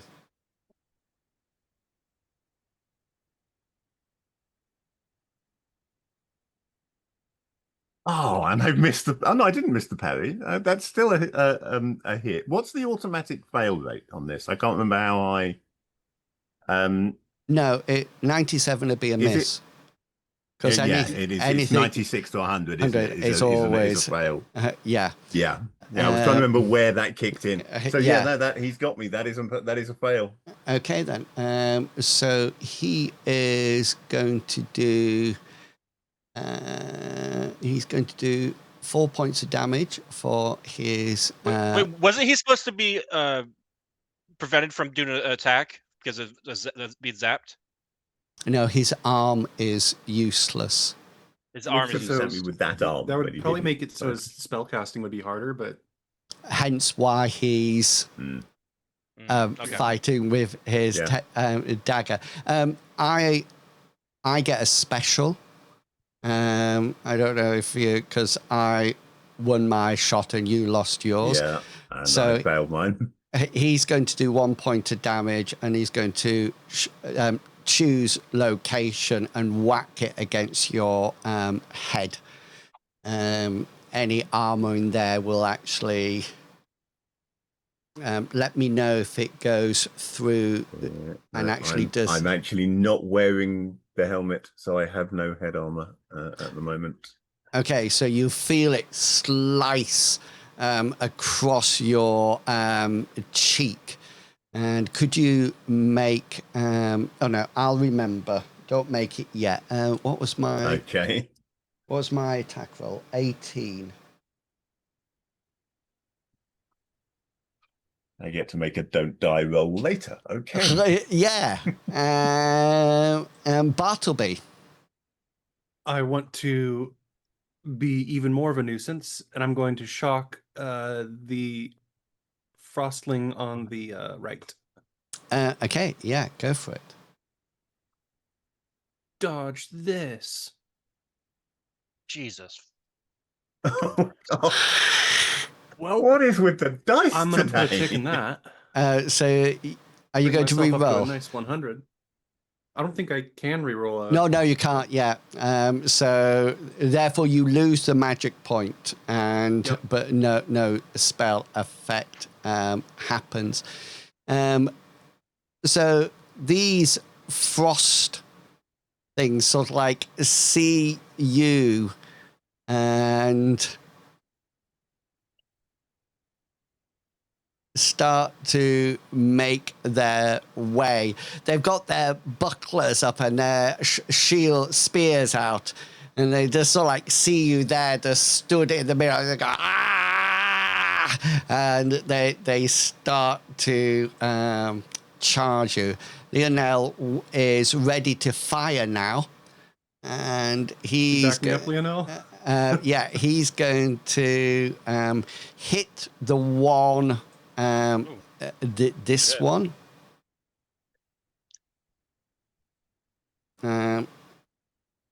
This one's going to use his remaining action point to try. No, not Dark Sorcerer. Try to evade. It doesn't have any of that. Fails. So Lionel will. Do you want him to choose location head and do damage like that? Only if he's not passive blocking Is- his head. Uh, Is that the one he want- already I shot in the want it- leg? oh, how about impale? That also works. Yeah, let's do. Yeah, Bale's good. Okay. You know. Yeah, well, luckily.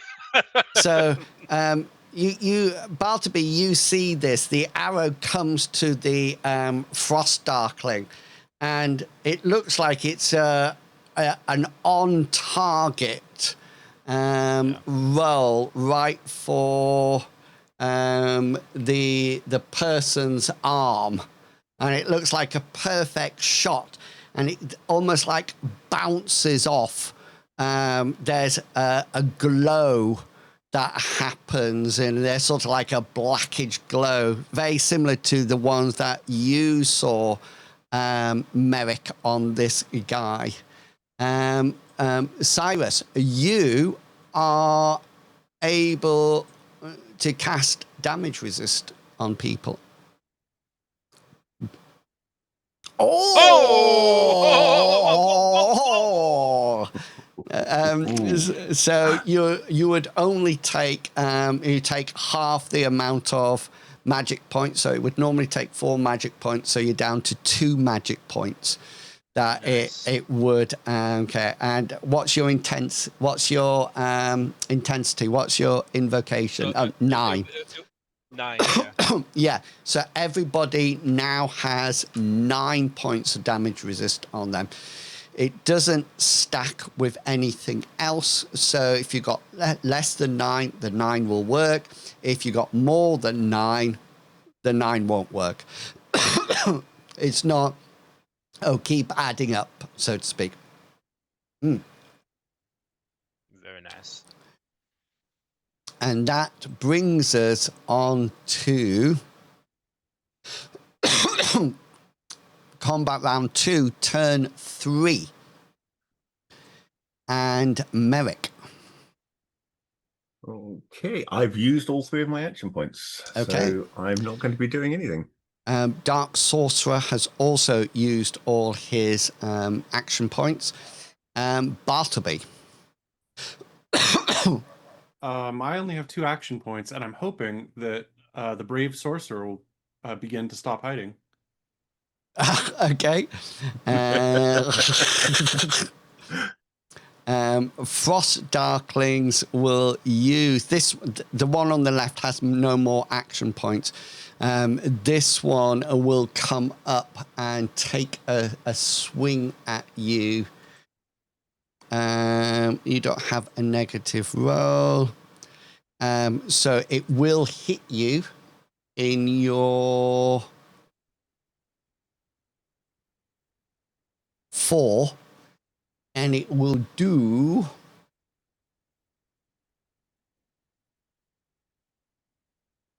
10 points of damage as it goes with the shield. Oh, you actually see the point of it just about come through your shield, Bartleby, do you not? I think it's 11 points, isn't it? Yeah, it's 11. Oh, that was close. That was close. And that means he's out of actions.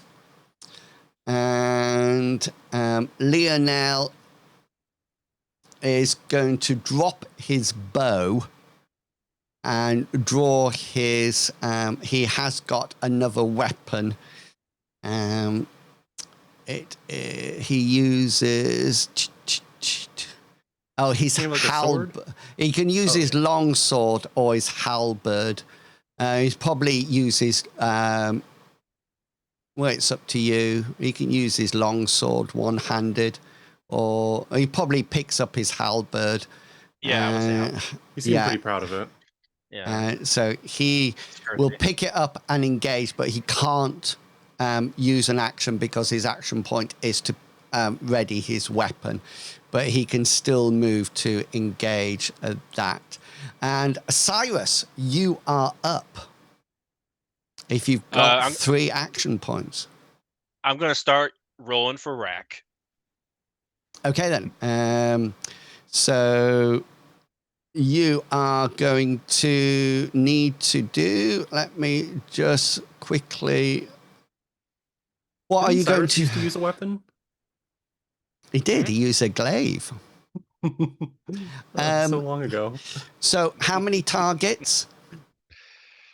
Hold on. Let me think about if I want to do this or not. Yeah, First of all, I'm running in with my glaive. Oh, What? whereabouts are you going with your glaive? So you ready your glaive and go. So you will be in combat. Oh, and but I will do this though. I'll do. I'm going to roll for folk magic to do Fireblade. So that will also take an action. So you either draw your weapon or ready your weapon or cast Fireblade. You can't do both. I'll cast Fireblade first. Okay, then. Roll your folk magic skill. Yeah, so off it goes. And we're coming to the top. This is round 3, turn 1. Bartleby, you need to make an endurance check because I think yours is every 2 combat rounds. You're full of Amriel. She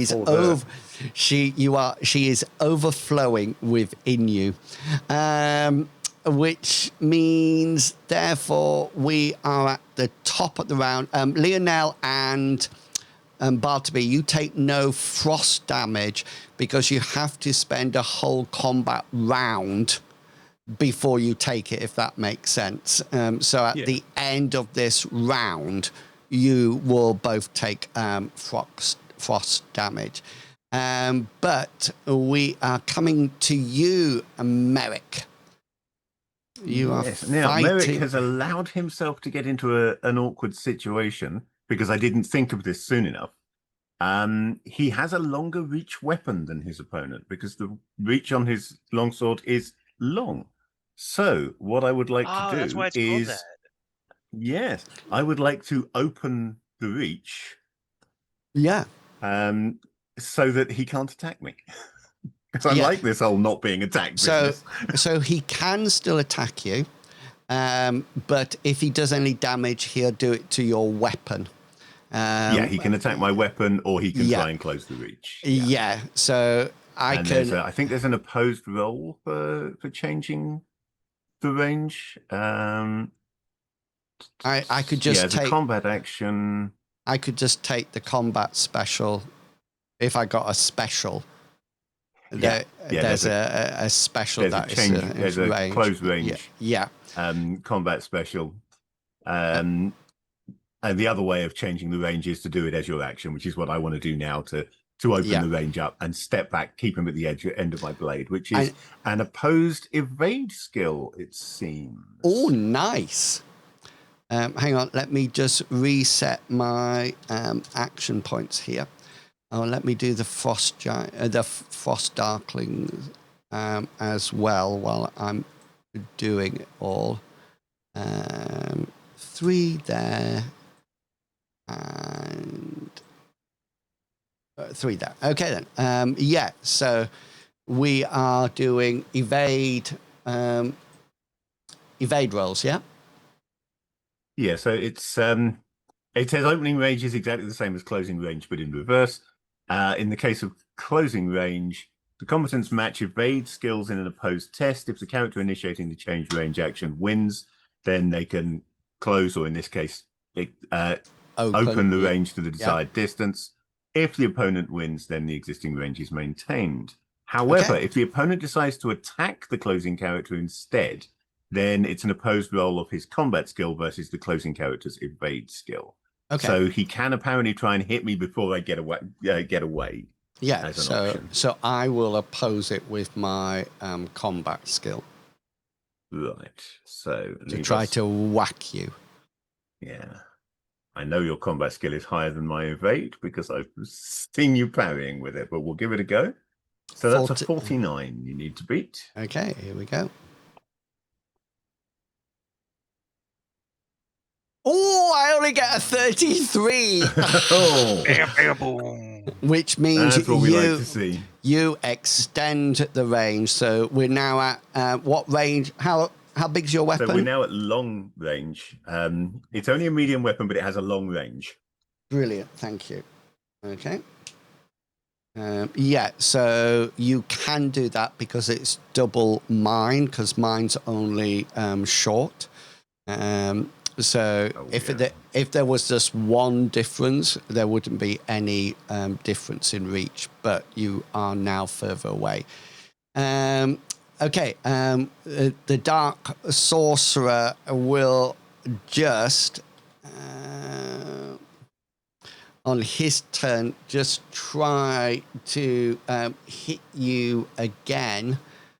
Will you be parrying this or not?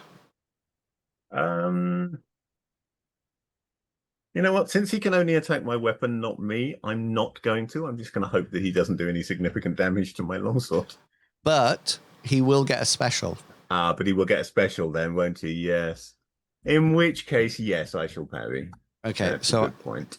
And you also, that means I get the -6. And that does mean you get the -6. Oh!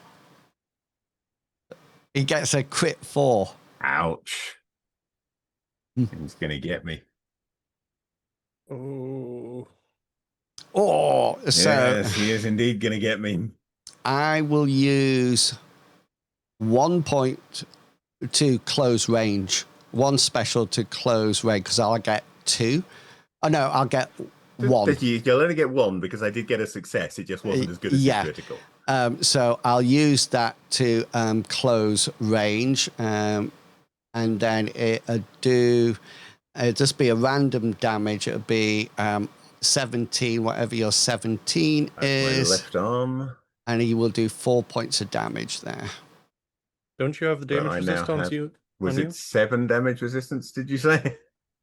9. 9. 9. Okay, 9 damage resistance. Yeah. Okay, and Bartleby, you are up. You have a Frost Darkling stood in front of you. I've literally trained for this. So with my, I don't know why you're laughing at me. I'm going to use my defensive combat style with my staff that I trained with the Protectors of Amriel. And if I can, I just want to save my action point to parry when he hits me next. Okay. Is that how it works? Yep. So, yeah, that sounds good. We are going into this little guy up at the top. This will try to hit you. Boom. Don't need that. Oh, he will get a crit. You can just trust to the shield, but I do have 2 specials. Yeah. Well, no, I'm saved that point for a reason. And I'm looking at my skill level that I've trained for. Yeah, I got this. Have you got this? I trained for this. I in no way have an ability to beat a critical 8. Yeah. Don't even succeed. No. Okay then. So I'll spend a point of luck to re-roll that. Okay. Oh, come on! I don't have 12 points. Or what you should have done, just out of interest, is use your point of luck and got me to reroll. Of course. That Which probably would have been the better I don't option, want to yeah. ruin your critical. You need to have some fun too, Animals. Thank you. Yeah. Oh, if you got Woo! that, if you got that, that wouldn't have helped you. Nope. But you do actually block it. So my weapon is medium in size. So how big's what's your staff's? It is medium in size but long in reach. So you will actually block all the damage because you did parry. It's not a pose, but I still have a special. Okay. Gotcha. Now, I'm going to roll a willpower check for this guy to That see made him so mad. to see whether or not he's going to be sensible or logical or not. It's the only one I can really roll. That would be okay. So he actually swings his weapon. You block the majority of the damage, and he actually, for his combat special, because he's still got one, uses max damage, but your weapon blocks all the incoming damage, which means the actual he would have done 9 points of damage, but your staff blocks it all. Lionel is fighting this one, which he will roll 46. My little guy will try to parry. There's no bonus. 46, 52, so he will be successful with his parry. His shield is... his spear is medium. How big is Lionel's halberd, do you think? Long, large. Huge. So medium. So he's going to block half the damage. So the damage coming in is 6. And it will go to his 2. So Lionel sort of whacks his halberd, and again it just seems to glance off the armor, this sort of like invisible shield that's around people. Cyrus, you can move and attack now if you wish. Going in for the attack. Okay then. Fire away. As you're coming in, you're coming onto his left, so he's going to parry it with his shield on your side. Do I have a negative? No. So he gets 50. So you're both successful. So my my shield is large. So how big's your weapon? Medium. Medium. Against large. So I'll block half of your incoming damage. So I need a hit location and then some damage. Do I get a special or no? No, because we both succeeded. D20. So it's 4. 4. Yeah. And give me some damage. 3, so 2 points of damage, and it seems to glance off this damage this glowing orb Yeah. thing that he has.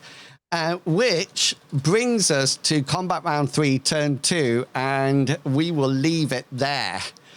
At that point. So Merrick is hard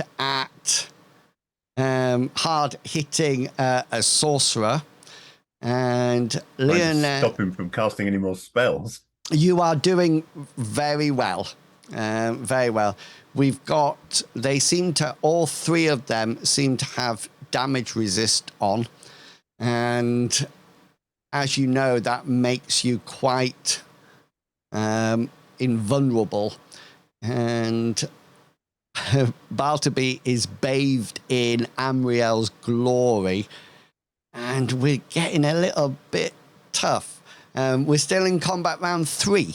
Okay, so technically this has all been happening in like 15 seconds. So each combat round is 5 seconds. So there's a lot that's been going on in the last 15 seconds. Right, brilliant. Well done, folks. I'm loving this. I nearly managed to take Cyrus's arm off. Honestly, the worst possible rolls have happened during this fight. It's been a dice roll of 2 halves. It's either been really good or really rubbish. Darthy N said Bartleby's just standing there with a massive light shining down on him, blinding everyone. Absolutely, completely. There we go. Right. The character sheets are becoming up in the middle. Do we have a podcast yet, Mr. Pickles? Yeah, Mr. Pickles, do we? Yeah, we've got a podcast called I've been working on my stupid truck and trying to get it to run. Okay. Just me yelling at a machine for 2 hours. Sounds like fun. Fish, not fish. Well, I haven't done Mapper Monday for 2 weeks, and unfortunately I'm not going to be able to do it on Monday either because I'm working this Monday. I'm not annoyed. I'm just really disappointed. Just disappointed, yeah. Yeah. No Mapper Monday coming this week. Nothing this week. But then I've got an actual play the week after, so we'll talk about that next week. That sounds like fun. And just for me, don't forget to subscribe to Dyson Design, which is a free fanzine, all RPG stuff. And also don't forget to nip over to my YouTube channel, where you can find lots and lots of really nice stuff all about YouTube. And it's not giving me the title, so that's not good at all. I'll see you either tomorrow or later on in the week. So to finish off today's session, we're going to go to the infamous Captain Kangaroo. Hit us. I just, not much. Like, those videos on like TikTok where someone, sees a really overgrown yard and they just, mow it down over time and everything like that. With weed whack and all that. I'm starting to do that. But the thing is, I don't have any like weed whacking items and whatnot, but I do have lots of gasoline. So I was able to take down a lot of it. But here's the thing. Found this out, like there's a whole bunch of like charred properties now, and which means only one thing: I've been sabotaged. So my hard work is over nothing because someone out there decided to sabotage all my work and burn down all these houses. So I can't really show these videos. So if the saboteur comes out and just admits what they've done, maybe we can send them to the DC police or whatever. We can really figure this out. So Brilliant. Look out for that. I'm just waiting for a reaction for Mr. Pickles, so I know whether or not to engage with it or not. There's no lordy lord, so It must have been clean. Still don't engage. Yeah, okay, brilliant. Thank you for all your support. Thank you for coming along tonight. We will be back hopefully next week to finish off this combat if the party can deal with my super tough monsters and opponents. Until then, it's goodbye for me, goodbye. And it's goodbye from them. Goodbye. Goodbye. You always shout it so loud. Right, hang on. I've got to put my supporters up.